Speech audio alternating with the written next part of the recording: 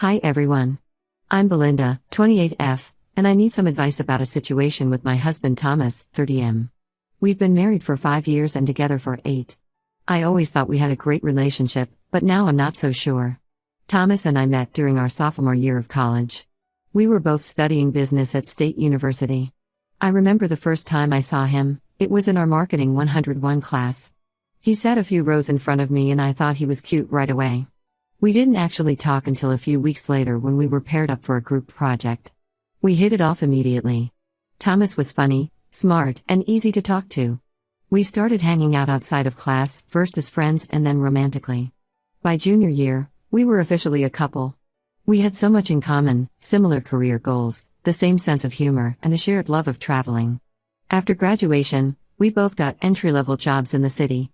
Thomas went into finance and I started at a marketing agency. We moved in together and started building our life. Those first couple years were tough financially, we were both working long hours trying to establish our careers. But we supported each other through it all. Thomas proposed on our 3-year anniversary. It wasn't anything fancy, just a picnic in the park where we had our first date. But it was perfect for us. We got married a year later in a small ceremony with close family and friends. The first few years of marriage were great. We both advanced in our careers. Thomas got promoted to junior executive and I started my own small marketing agency. We bought our first house and started talking about having kids someday. Everything seemed perfect on the surface. But looking back, there were some red flags I ignored. Thomas started working later and later hours. He was always on his phone, even when we were supposed to be spending time together. When I brought it up, he'd say work was just busy and he needed to stay connected. I also noticed Thomas seemed less interested in intimacy. We went from being intimate several times a week to maybe once a month, if that. When I tried to initiate, he'd say he was too tired or stressed from work. I felt rejected but didn't want to pressure him. About a year ago, things really started to change. Thomas was barely home anymore. He'd leave for work before I woke up and come home after I was asleep. On weekends, he always had some work event or guys' night out. I felt like I was living with a stranger. I tried talking to Thomas about it several times. I told him I missed him and felt like we were drifting apart. He promised to make more time for us, but nothing ever changed. I started to wonder if he was having an affair, but quickly pushed that thought away. Thomas would never cheat on me, or so I thought. 2 months ago, I found out I was pregnant. Despite our issues, I was thrilled. I've always wanted to be a mom and I hoped a baby would bring Thomas and I closer together again.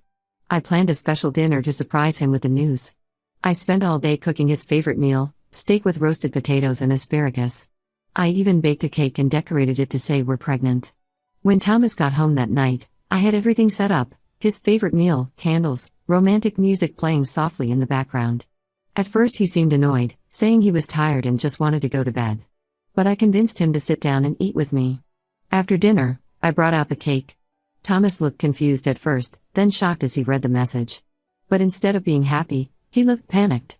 He started pacing around the room, running his hands through his hair and mumbling to himself. I asked him what was wrong, thinking maybe he was just surprised. That's when Thomas dropped the bombshell. He had been having an affair for the past year and his girlfriend was also pregnant. I felt like the ground had fallen out from under me. Thomas explained that he met this woman, Jessica, 25F, at work. She's an intern at his company. What started as innocent flirting turned into a full-blown affair. And now she was 4 months pregnant with his child. Thomas swore he had been planning to end things with Jessica and recommit to our marriage. He said he realized he had made a huge mistake and wanted to make things right. But now with both of us pregnant, he didn't know what to do. I didn't know how to react. I felt betrayed, angry, and devastated all at once. How could Thomas do this to me? To us? We had built a life together and he threw it all away for some fling with an intern. I asked Thomas for details about the affair. How often did they see each other?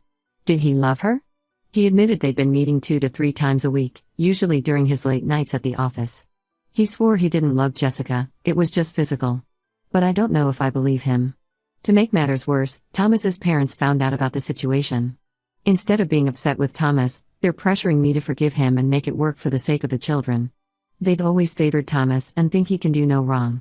Thomas's mom called me and actually had the nerve to say I should be flattered that Thomas chose to stay with me instead of leaving for Jessica. As if I should be grateful my husband cheated but decided to stick around. I was furious. My own parents are livid with Thomas. My dad wanted to go over to our house and punch Thomas in the face. I had to talk him down. They think I should leave Thomas immediately and not look back. My friends are split on what I should do. Some think I should try to forgive Thomas for the baby's sake. They say kids need both parents and I shouldn't let one mistake ruin our family. Others say I'd be a fool to stay with a cheater and I deserve better. I'm so torn about what to do. On one hand, I still love Thomas despite everything. We have 8 years of history together. We're about to have a baby. The thought of being a single mom terrifies me. But on the other hand, Thomas betrayed me in the worst way possible. He lied to me for a year and is having a child with another woman. How can I ever trust him again? Every time he's late coming home or on his phone, I'll wonder if he's cheating again. I've been staying with my sister for the past week to clear my head. Thomas keeps calling and texting, begging for another chance. He swears he'll go to counseling, change jobs to get away from Jessica, do whatever it takes to earn back my trust. His parents are also blowing up my phone telling me I need to go home and work things out with Thomas. They say divorce is not an option and I have an obligation to keep our family together. I've stopped answering their calls. Part of me wants to believe Thomas can change. That this was a one-time mistake he truly regrets. But another part of me feels like I'd be a fool to trust him again. Even if he never cheats again, can I really get past this betrayal? Do I want my child growing up with a father I resent? I just don't know what to do. Should I try to forgive Thomas and make our marriage work? Or is this betrayal too big to come back from? The thought of raising my child in a broken home breaks my heart. But the thought of staying with a man I can't trust is also devastating. I'm lost and could really use some outside perspectives on this situation. What would you do in my shoes? Is there any coming back from this kind of betrayal? Or should I cut my losses and start over on my own? Any advice is appreciated. Update 1. Thank you all for your advice and support on my original post. A lot has happened in the past few weeks and I wanted to give you an update. After a lot of thinking, I decided to give Thomas one last chance to explain himself. I agreed to meet him at a neutral location, a coffee shop near our house. I was nervous but determined to get answers. When we met, Thomas seemed genuinely remorseful. He apologized profusely and swore he would do anything to make things right. He said he had already ended things with Jessica and wanted to focus on our marriage and our baby. I was skeptical but willing to hear him out. Then Thomas dropped another bombshell: Jessica wasn't really pregnant. She had lied about the pregnancy to try to trap Thomas into leaving me. When Thomas told her I was pregnant, Jessica admitted her lie and Thomas ended things immediately. I was shocked. Part of me was relieved that Thomas wouldn't have a child with another woman. But another part of me was even more hurt that he had been willing to leave me for a lie. I told Thomas I needed more time to think. I went home feeling conflicted. That's when things took another unexpected turn. The next day, I got a call from an unknown number. It was Jessica. She was upset and begging to talk to me. Against my better judgment, I agreed to meet her. Jessica showed up at the coffee shop looking disheveled. She apologized for the affair and for lying about the pregnancy. But then she told me something that changed everything. She had proof that Thomas had affairs with multiple other women, not just her. Jessica showed me texts, emails, and photos proving Thomas had cheated with at least 3 other women over the past 2 years. There were messages arranging meetups, photos of Thomas with different women, even hotel receipts. I felt sick as I looked through it all. Thomas had been living a double life, and I had no idea. One of the other women Thomas had affairs with was my former best friend, Katie. We had a falling out about a year ago and stopped speaking. Now I know why. She had been sleeping with my husband behind my back. The betrayal cut deep. I confronted Thomas with this new information. At first he tried to deny it, but when I showed him the proof he broke down and admitted everything. He begged me not to leave him, saying he would get therapy and change. I was done. I packed my bags and moved in with my sister permanently. I told Thomas I wanted a divorce and to only contact me through my lawyer from now on. Thomas's parents are furious. They've been calling nonstop telling me I'm overreacting and need to forgive Thomas.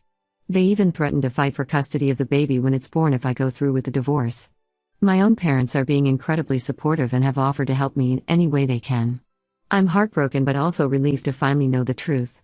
I've started the divorce process and am focusing on taking care of myself and my baby. Thomas keeps trying to contact me but I'm staying strong and sticking to no contact except through lawyers. The past few weeks have been a roller coaster. Some days I feel strong and know I'm making the right choice. Other days I break down crying, mourning the life and family I thought I had. I've told my close friends and family about the situation. Most have been supportive, but a few have questioned if I'm making the right choice. They say Thomas made mistakes but still loves me and deserves another chance. I've had to distance myself from those people. I've also had to deal with rumors and gossip. Word has gotten around about Thomas's affairs and our impending divorce. I've gotten pitying looks at the grocery store and overheard whispers when I'm out. It's been hard, but I'm trying to hold my head high. Work has been a good distraction.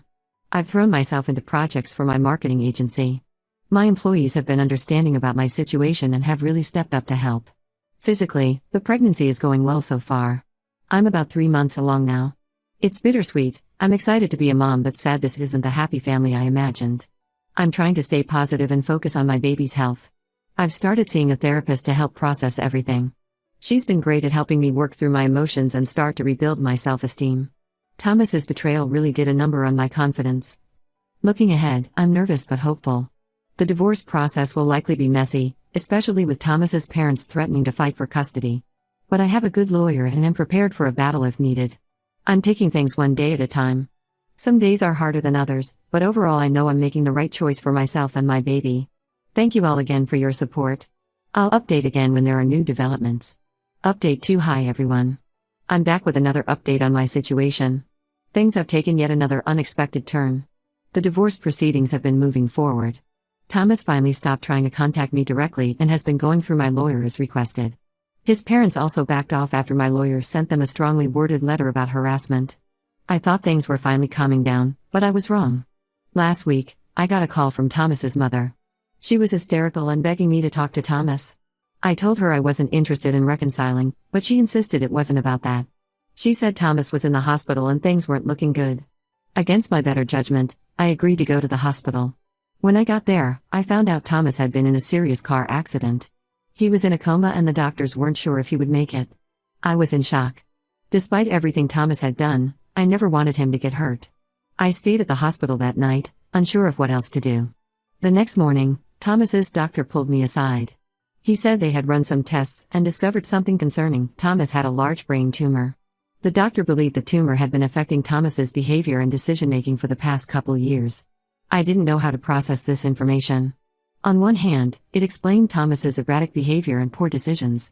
On the other hand, it didn't erase the pain he had caused me. Thomas's parents are now pressuring me to call off the divorce. They say Thomas wasn't in his right mind and deserves another chance. My family thinks I should proceed with the divorce regardless of Thomas's condition. I'm torn once again. I still care about Thomas and want him to recover.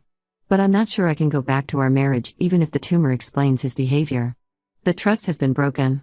For now, I've put the divorce on hold while Thomas recovers. I'm visiting him in the hospital and helping his family where I can. But I've made it clear I'm not committing to reconciliation. Thomas woke up from his coma after a week. He was confused and disoriented at first. When he saw me there, he started crying and apologizing for everything. He said he remembered his affairs, but it felt like watching someone else's actions. The doctors say that's consistent with how the tumor may have affected him. Thomas had surgery to remove the tumor last week.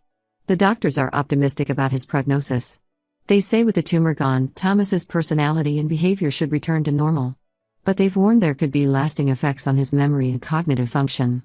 I'm trying to be supportive of Thomas's recovery while still maintaining boundaries. It's a difficult balance.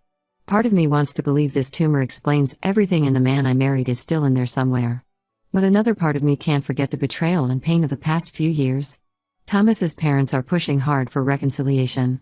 They say this is a miracle second chance for our marriage. They want me to move back home and help care for Thomas as he recovers.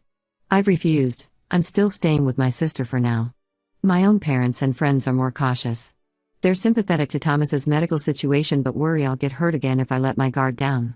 My mom reminded me that even if the tumor affected Thomas's judgment, he still made the choice to cheat multiple times.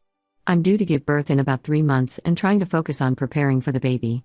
I've been going to birthing classes and setting up the nursery at my sister's place. Thomas has asked to be involved in the pregnancy, but I'm not sure how I feel about that yet. Work has been a good distraction through all of this. My marketing agency landed a big new client last month.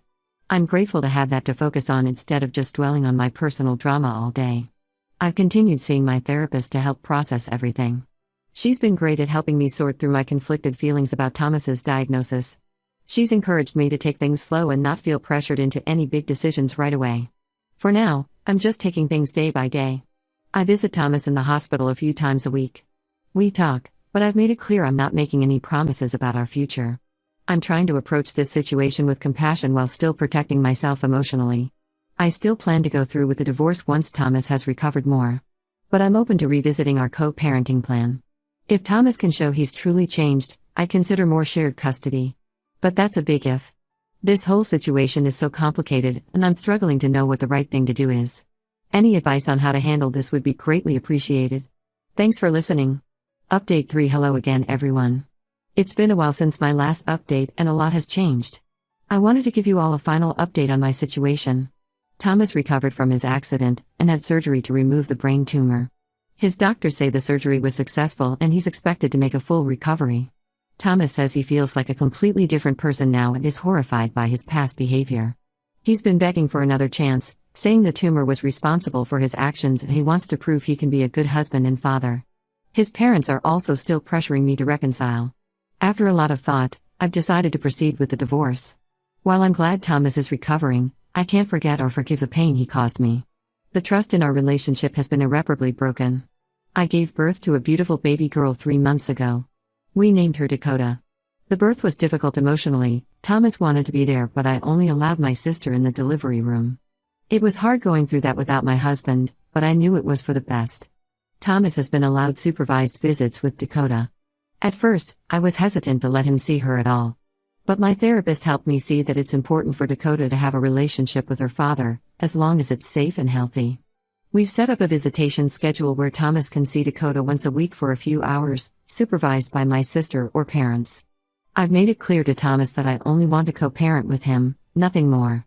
He's been respectful of my boundaries so far, which I appreciate. He seems genuinely devoted to being a good father to Dakota.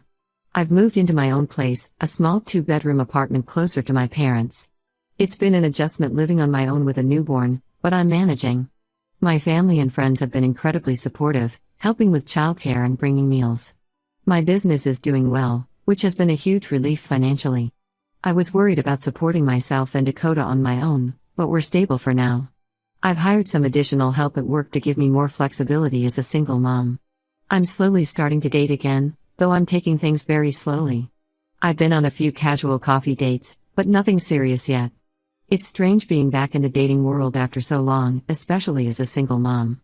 But I'm trying to stay open to the possibility of finding love again someday. Thomas's parents are still upset with me for going through with a divorce. They think I'm being unfair and robbing Dakota of a 2-parent home. I've had to set firm boundaries with them.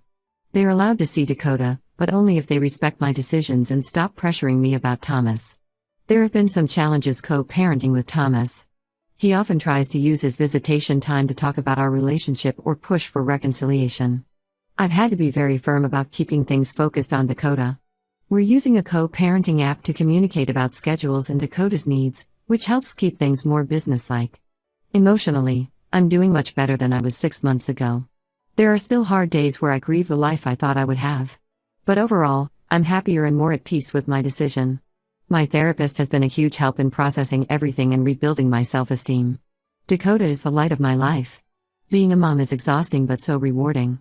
Watching her grow and change every day reminds me that there's still so much good in my life, despite everything that's happened. Looking to the future, I'm cautiously optimistic. I know there will be challenges ahead as a single mom. The divorce proceedings are ongoing and there may be battles over custody and child support. But I feel strong and ready to face whatever comes.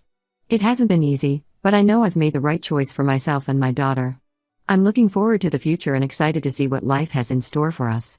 I'm focused on being the best mom I can be and building a happy, healthy life for Dakota and myself.